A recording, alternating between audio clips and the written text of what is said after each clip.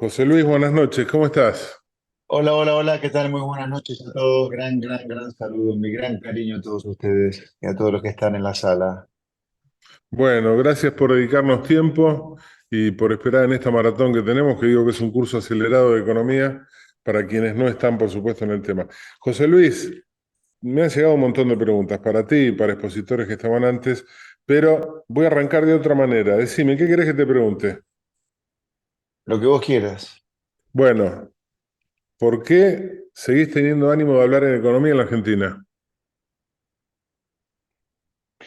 porque amo a mi país y quiero que le vaya bien y voy a hacer todo lo posible mientras esté en este mundo para que le vaya bien. Bueno, y después de la respuesta Y política. no es política. A ver, para que quede un poco claro, yo tengo casi 62 años. Empecé a hacer política en el 2019. Así que lo empecé a hacer a los 58 años, ya grande, con la vida hecha, con mi presente empresarial, como consultor, profesor, escritor, a full. Y a pesar de eso decidí dedicarme a la política. ¿Por qué? Porque estoy viendo, lo veía, lo veo y lo sigo viendo hacia adelante, que si no conectamos con lo que hace el mundo, donde la gente vive bien, algo elemental, estamos tan mal, estamos tan enfermos que nos cuesta conectar con lo que pasa en el mundo, con lo que es el mundo que prospera. Me desespera la locura en la que estamos metidos, la enfermedad que tenemos, que no podemos hacer lo que ya está escrito, probado que funciona. Y bueno, todavía tengo energías para hacerlo y me parece que voy a seguir por mucho tiempo más en esto. Así que estoy por eso, estoy para usar a la política, que es el único lugar de donde se pueden cambiar las cosas, ¿no? José Luis, decime, vos sabés que estaba haciendo memoria, con cada uno tenemos una anécdota. Tal vez no lo recuerdes, luego de una charla que dimos, fuiste vos como expositor y a mí me tocó participar luego y nos cruzamos en Salta, en el Ah, mismo, en el mismo hotel, y tomando un café nos pusimos a hablar de el contexto macro. Inmediatamente derivamos en algo y los dos coincidimos. ¿Por qué no se habla de micro en la Argentina y por qué no hablamos de las economías regionales? Vos me diste una explicación, me explicaste por qué los intereses y el desvío de uno de los sectores. Para vos tenía que ver con el sector público. Amplíamelo ahora. sí, a ver. Me gustaría que me precises la pregunta para poder dar una respuesta adecuada. Sí. Hablamos de pymes o de economías regionales? Mirá, si querés de las dos cosas, pero ya me contestaste a la mitad. Porque si hay alguien de afuera que no lo ve, dice, mira, el problema puede ser que estén las pymes. Mira, lo que es inentendible que en Argentina, que es un país de pymes, no haya una ley pyme. Yo entiendo que no hay ninguna ley pyme que sirva con un contexto macroeconómico desastroso como este, con tasas de inflación del 150% anual, tasa de interés del 200%, cepo cambiario, tarifas subsidiadas, precios que no representan nada, por tanto controlados, pisados, apretados. Pero Argentina es un país de pymes, por tanto tiene que haber un enfoque en todo lo que es la estructura productiva de la Argentina de pyme, en materia laboral, en materia previsional, en materia impositiva, tanto nacional, provincial como municipal. Es increíble eso, a mí me resulta increíble la falta de conexión. Y yo entiendo cuál es, ojo, ahora que estoy metido adentro lo pude comprobar. Antes lo sospechaba, ahora lo comprobé. ¿Por qué? Y bueno, la política está al servicio de un empresariado muy chiquitito que representa muy poco en términos de empleo y cantidad de empresas, muy chiquititos. Son no todos los que vemos aplaudiendo, esas focas aplaudidoras que vos ves en todos los gobiernos, ¿no? En todos los gobiernos. Y es un empresariado que ha fundido al resto de los empresarios y ha fundido a pymes, a comercios, a industrias. Ese empresario es muy prebendario y es muy nocivo para la actividad productiva de pymes y del país en general. Pero sobre pymes es increíble que Argentina no tenga una ley pyme, ¿no? Pero cuando hablo de ley pyme quiero ser preciso en esto. Por ejemplo, yo creo que las negociaciones colectivas, todo lo que tenga que ver con las condiciones laborales, debería negociarse empresa por empresa.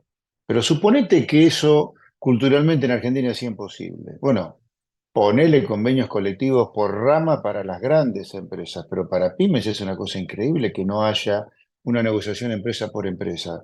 ¿Qué chance hay que un taller mecánico en Famaillá, en la provincia de Tucumán, de 5 personas, pueda cumplir el convenio colectivo que Mata firme acá con Volkswagen en General Pacheco? No hay ninguna chance, no hay ninguna chance, ninguna chance. Entonces tiene que haber descentralización de la negociación colectiva, por ejemplo, como mínimo para pymes. Y así con infinidad de cosas, ¿no? Obviamente los costos laborales no tienen que ser los mismos. Yo creo que los costos laborales deberían ser muchísimo menores y con diferentes maneras de tratarlos. En fin, eso es respecto a las pymes. Respecto a las economías regionales, bueno, ahí ya entramos en un tema un poquito más conflictivo, tal vez menos lineal que el tema de la pyme, pero que no se hable de economías regionales tiene que ver con una política, yo diría, comercial de la Argentina respecto del mundo que ha provocado una emigración de las provincias hacia el conurbano bonaerense. Por eso en el conurbano tenés viviendo 13 millones de personas, que debe ser más que la cantidad de personas que viven en la mitad del país, por ejemplo, de Buenos Aires para arriba. La cantidad de correntinos, enterrianos, salteños, jujeños, típicas economías regionales que están viviendo en el conurbano, hacinados para trabajar en fábricas alrededor del conurbano, es enorme, enorme, enorme. Entonces, no se habla de economías regionales porque las provincias están vaciadas de fuerza de trabajo, ¿producto de qué? ¿Producto de qué? Producto que ha habido incentivos para que se instalen industrias alrededor de las grandes urbes, desincentivando la actividad de las economías regionales. ¿Qué necesita una economía regional? Y necesita un dólar razonable, necesita impuestos razonables, por lo tanto tiene que haber un Estado razonable en cada provincia, necesita otro enfoque de la Argentina con respecto al mundo. Argentina tiene que saber que si produce commodities tiene que estar muy abierto al comercio del mundo.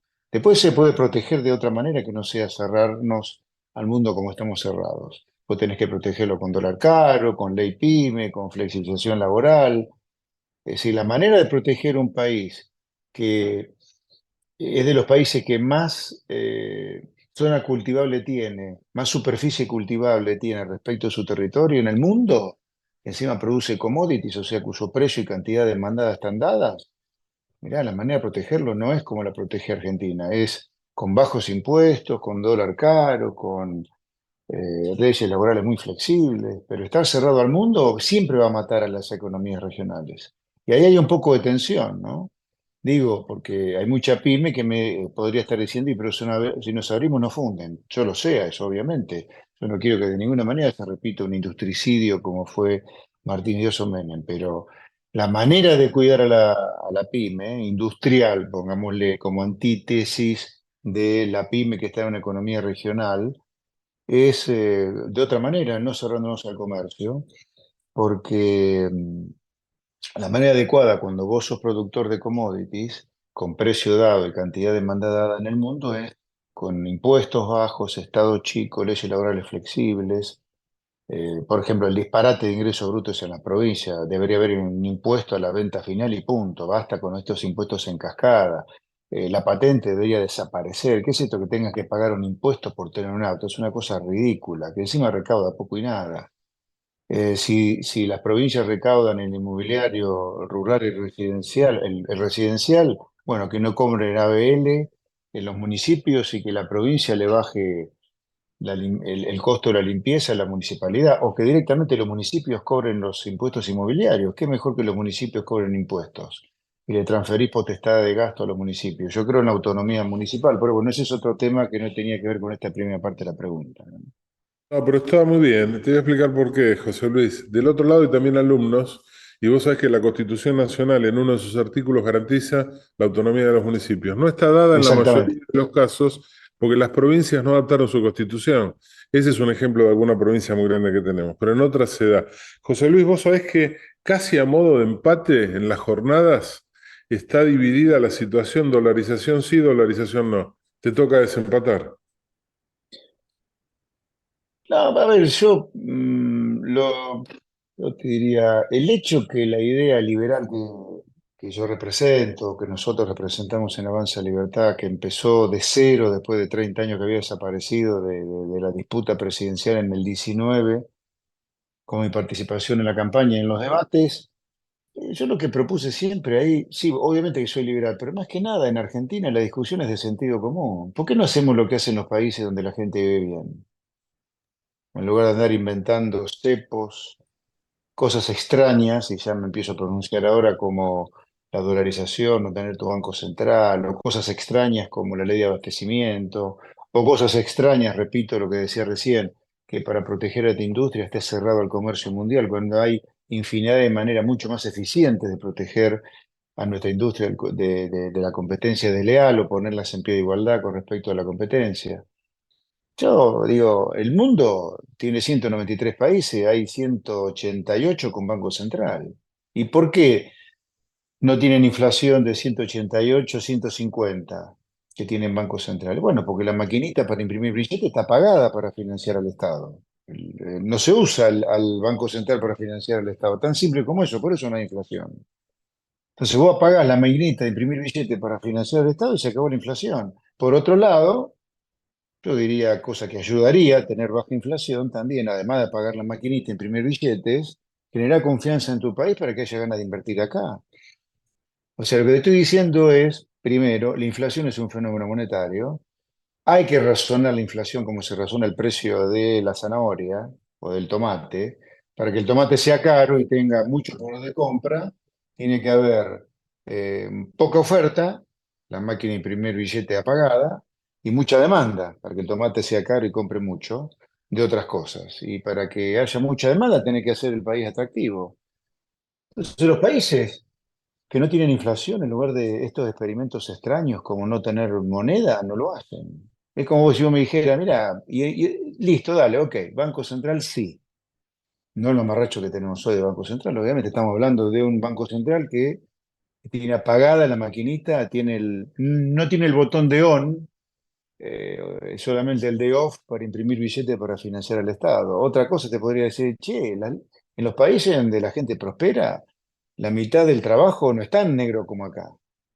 Y obviamente que la única manera de poder emplear hoy, si emplea, es emplear en negro. Si cada vez que metés un trabajador dentro de tu empresa metés una bomba atómica en lugar de un trabajador, porque si llegás a tener algún problema algún día, las multas que te cobran te funden. Porque hay un supuesto ridículo en las leyes laborales argentinas, que es que el empresario, en lugar de tener como hobby ganar plata, es echar gente. Una cosa ridícula. Entonces yo digo, ¿por qué no hacemos lo que hace el mundo en lugar de andar con experimentos raros? Eso por un lado. Pero además de esto, que yo quiero que dejemos de innovar, acá hay cosas que yo no sé si la gente no lo entiende o no se están vendiendo un pescado medio podrido de las dos cosas, pero no tenés dólares para dolarizar. ¿Cómo va a dolarizar sin dólares? No, no, no, esa parte no la entiendo a ninguno que defienda la dolarización. Obviamente que el que defiende la dolarización te empieza a hablar de las cosas alambicadas, retorcidas que haría para tener dólar, pero no para poder dolarizar a un dólar de 700 el dólar blue, tiene que tener 55.000 millones de dólares. Y no hay dólares en el Banco Central ya, no hay dólares. Entonces no lo entiendo, ¿me entendés? O sea, aunque los tuviera, yo diría, no, hacé lo que hace el mundo normal, no inventes, no inventes. Pero encima no tenemos dólares.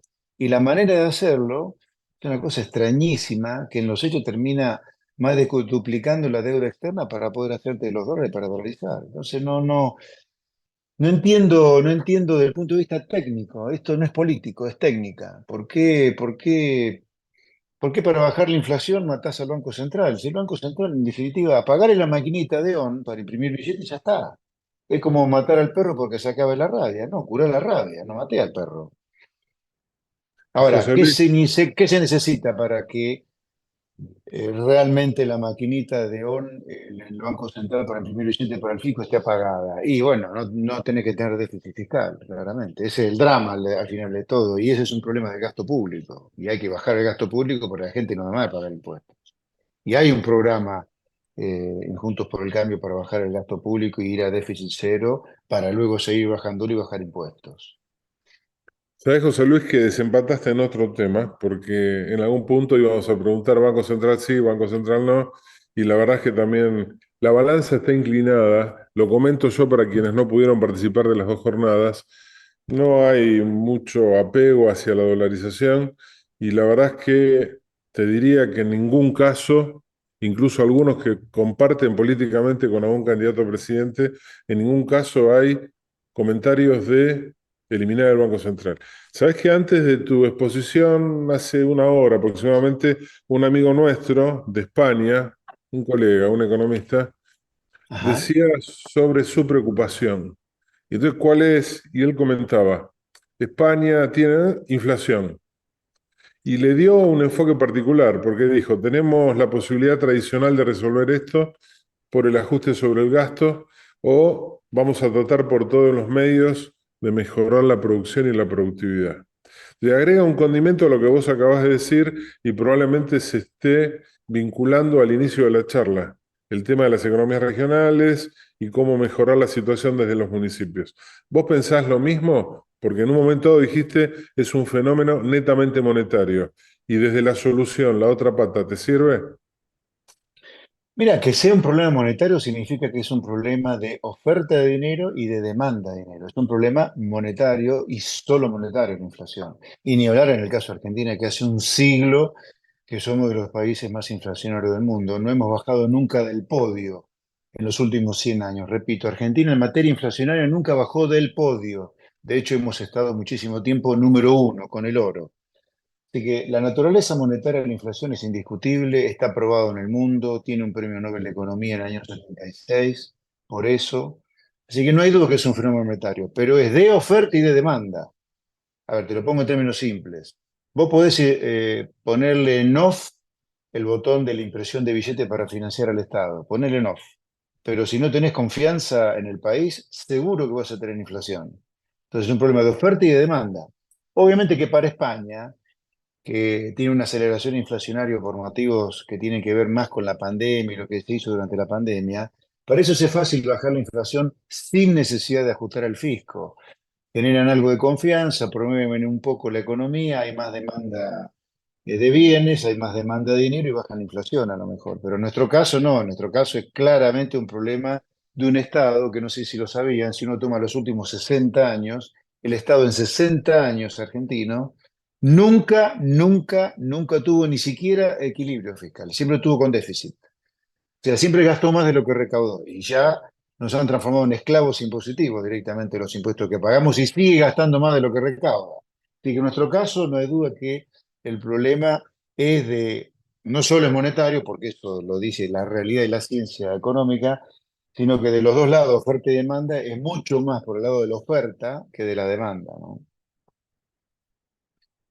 Antes de que vos hablaras, hubo dos economistas también, uno, Bolino, que es miembro de la Comisión de Economía que nosotros trabajamos, y previo a ello estuvo ni más ni menos que un ex viceministro de Economía, Fernando Morra, con mucha elocuencia, con mucha humildad, le tocó exponer lo que sucedió en el momento que él estaba en el gobierno. Y a mí me llamó la atención que no se excusó para nada sobre la pandemia y sobre la sequía. Yo le daba un ejemplo de que la pandemia nos cortó la circulación y la sequía nos cortó el agua, lo que implica para la vida. Yo te pregunto porque me interesa tu impresión sobre esto, de no haber tenido la sequía tal como se manifestó, de no haber tenido la pandemia que en el mundo se dio. ¿Cómo crees vos, es casi futurología y no te pido que uses la bola de cristal, cómo crees vos que hubiese sido el desempeño en términos macroeconómicos al punto que hemos llegado hoy? Eso me interesa porque te escuché hablar al respecto más de una vez sobre el tema de la excusa de la sequía.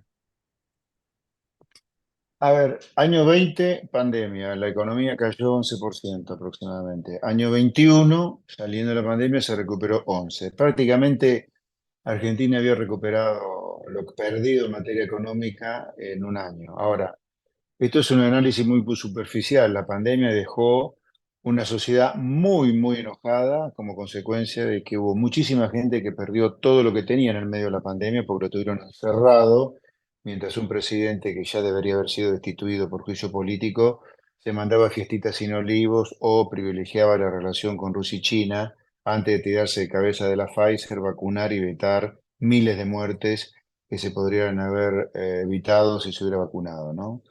Pero en términos generales, la pandemia golpeó muy fuerte a la psiquis de la gente, la puso de muy mal humor que tiene mucho que ver con lo que pasa hoy políticamente.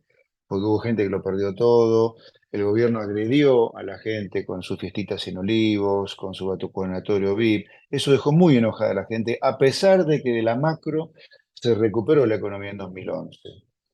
Luego vino la sequía, sí, la sequía fue un golpe también, pero yo te diría, aunque no hubiéramos tenido ni pandemia, pandemia que en realidad habría que concentrarse en la cuarentena del gobierno. La cuarentena del gobierno fue la que destruyó la cabeza de la gente y nos destruyó como economía en el 2020. No la pandemia, porque los países sensatos cerraron durante algún tiempo y después empezaron a probar de abrir, testeando de manera masiva, porque se sabía que la gente se iba a volver loca tanto tiempo en cero y se iba a fundir económicamente además. Porque el Estado, recordemos, nos siguió cobrando impuestos como si estuviera abierto, ¿no? Entonces yo creo que aunque no hubiéramos tenido ni sequía, ni pandemia, ni cuarentena, en realidad, el dislate intelectual del kirchnerismo en materia económica y no económica es tan grande que no hubiéramos sido inmunes de todas maneras al kirchnerismo.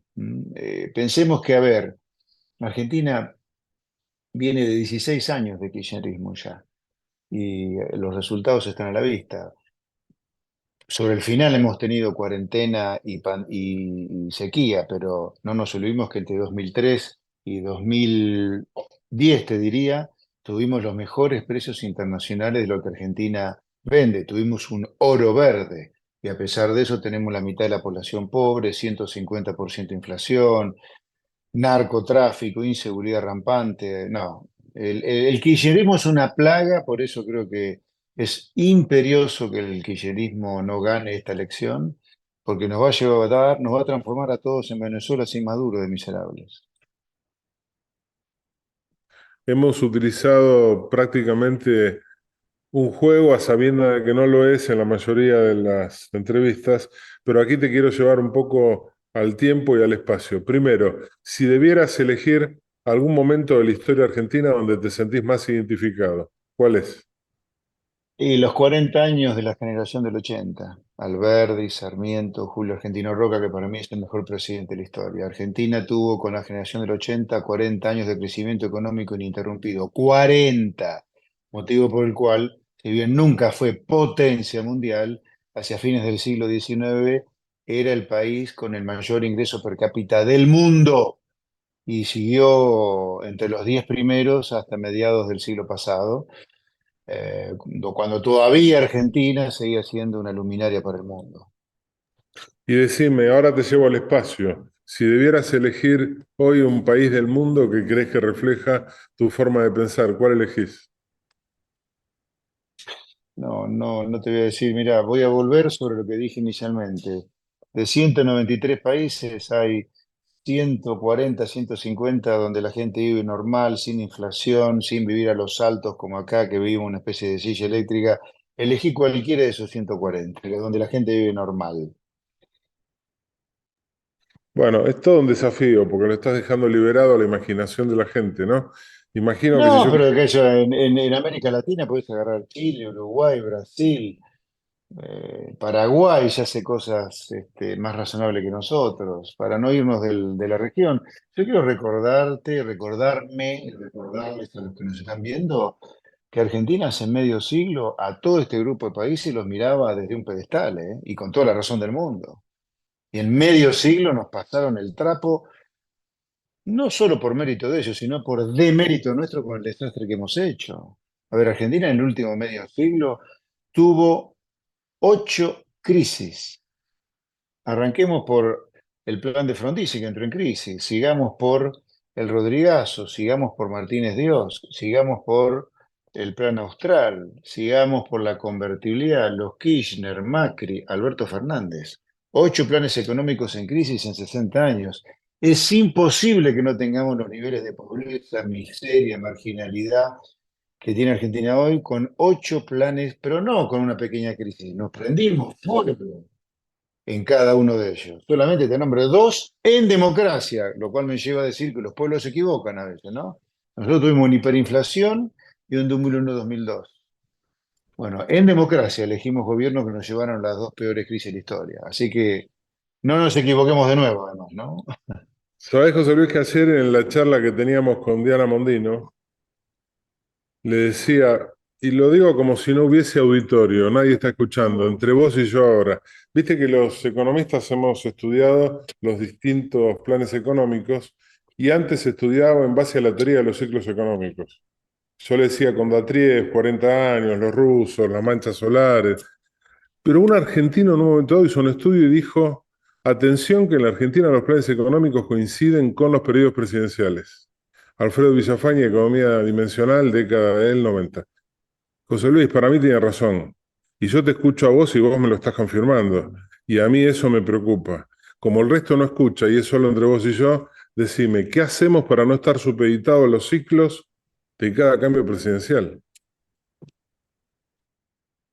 Sí, yo creo que hay un hilo que une todas estas crisis. Hay un hilo muy claro para mí, por eso escribí La Argentina Devorada, un libro que escribí en 2017, un bestseller, afortunadamente. Y yo creo que lo que une estos 8 planes económicos en crisis, o une los periodos presidenciales de la tesis de la persona que vos comentás, es que Argentina, yo te diría groseramente, para que se entienda, es como que tiene a Messi, el mejor jugador de fútbol probablemente de la historia, pero en lugar de hacerlo jugar de 10 al fútbol, lo está haciendo jugar de pilar de los Pumas, de la selección de rugby de Argentina. Obviamente, tenés el mejor jugador del mundo, pero de fútbol, no de rugby. Entonces, es absolutamente irrelevante que vos tengas al mejor jugador del mundo si lo haces jugar al rugby en lugar del fútbol. Y yo creo que lo que une a todas estas crisis en periodos presidenciales, como vos decís, o de elecciones presidenciales, es que nosotros hemos hecho 3 cosas que están mal, que es como ponerlo a Messi a jugar de pilar de los Pumas, donde lo va a romper seguro, ¿viste? Una, rechazar y rechazar nuestra naturaleza, que somos una economía, que es una gran economía regional, que produce commodities, y es un país de pymes.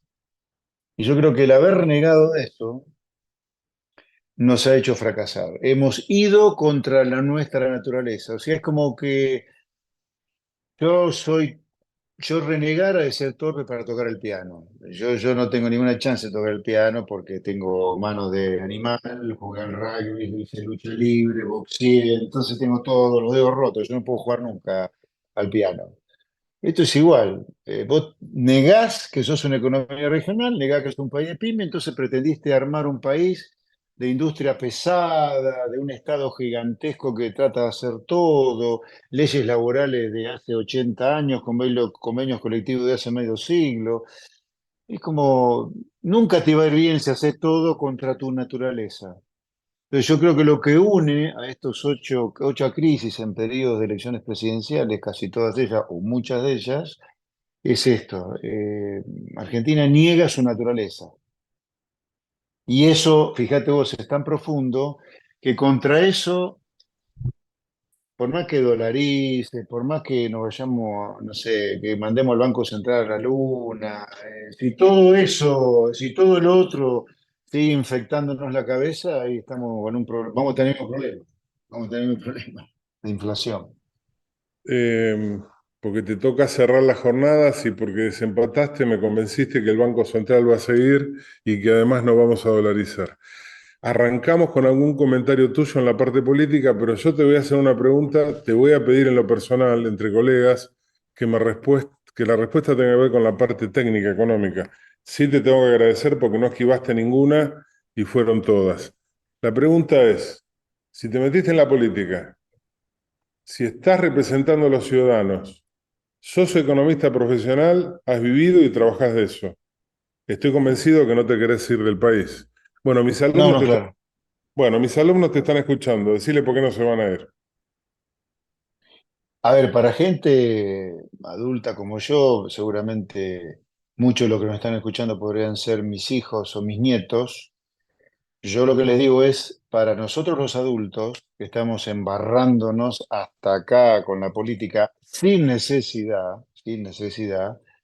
que ustedes se queden es una gran motivador, es un gran incentivo, es un gran turbo para que uno se siga enchastrando con la política sin necesidad alguna de ello. Entonces, que se queden a lucharla junto con nosotros es clave. La juventud además tiene la frescura, tiene la inocencia que la política de los adultos no tiene, y necesitamos que se queden también para que nos ayuden a repartir la boletita, para cambiar las cosas, que fiscalicen el día de la votación. Lo necesitamos por infinidad de razones, lo necesitamos por infinidad de razones, pero básicamente, dado que nosotros ya somos grandes y los cambios que hay que hacer son profundísimos y para que se vean resultados se va a tardar algún tiempo, acá no hay magia, ellos son un gran incentivo para nosotros los adultos que nos dedicamos a esa política de que se queden acá, que se queden. Me gusta tu mensaje, lo quiero cerrar anoche entregando unos diplomas después de un discurso de colación. Medalla de oro, un colega nuestro, un jovencito, se acercó y me dijo, doctor, tengo un comentario para hacerle en privado. ¿Cuál? Me convenció, no me voy del país. Me gustó este mensaje y es el que nos gusta escuchar a todos en el arco político, porque créeme que en el diferencial semántico, en este lugar, hubo gente de un extremo, del otro y en el medio y creo que hay cosas en las que hemos coincidido. Para cerrar con una cuestión de color y agradecerte que, insisto, no esquivaste ninguna de las preguntas. Recién alguien me escribió, ¿viste que José Luis dijo que él no podría ser pianista? Mostrale por qué vos no. Mirá el tamaño de las manos. Así que los economistas se ve que venimos también de tu trabajo.